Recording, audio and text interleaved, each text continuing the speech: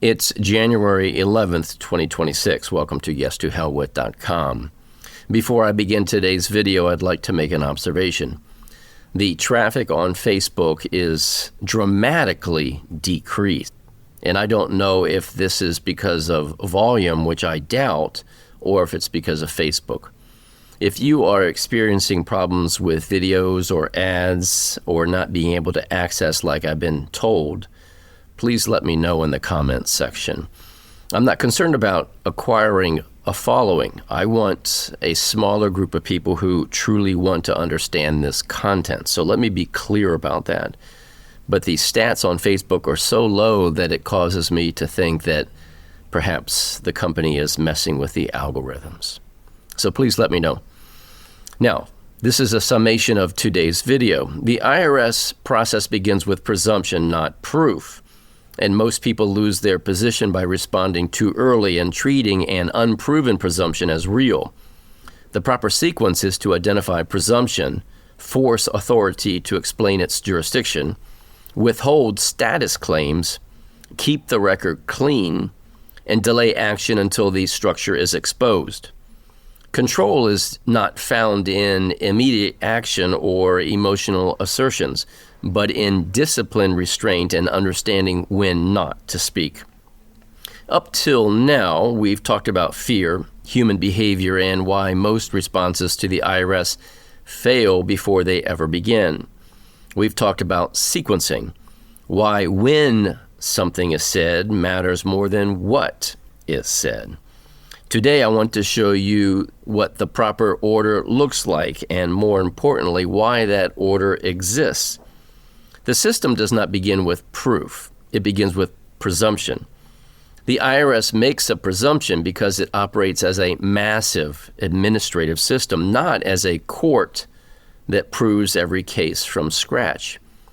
Its starting presumption is simple, that you are a person within its regulatory reach and that an obligation already exists. This presumption is structural, not personal. Filing histories, prior correspondence, information returns, social security numbers, and even silence all feed that presumption. Here is the critical point. Presumption is not proof. It is a placeholder that allows the system to move forward unless it is properly interrupted.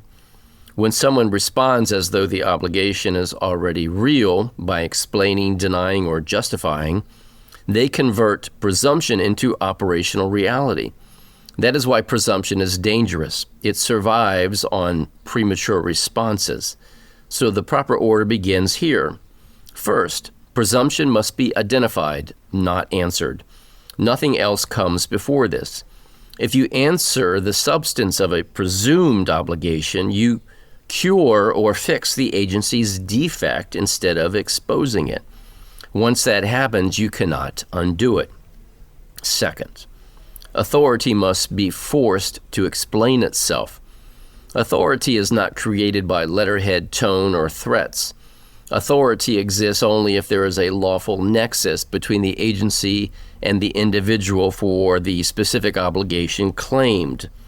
To prove authority, the IRS would have to establish on the record why it has jurisdiction over you for that given statute. Here is what most people miss. The IRS almost never volunteers this information. It doesn't have to. Most people argue conclusions instead of requiring foundations. They deny jurisdiction instead of demanding proof of it. They accept the frame and then fight inside of it. Authority collapses when it is required to explain itself clearly. That is why the system relies on presumption and compliance rather than demonstration. Once you truly understand this order, you no longer need to be told what to say. You know when not to speak, and that is where control actually begins. Now, if you have not secured your copy of the Liberty Dialogues, go to jamesbowersjohnson.com. Purchase the SOU for You package. It's at a 20% discount. This Liberty Dialogue set is vital to understanding this process and moving forward on your own independently. And as always, may truth reign supreme.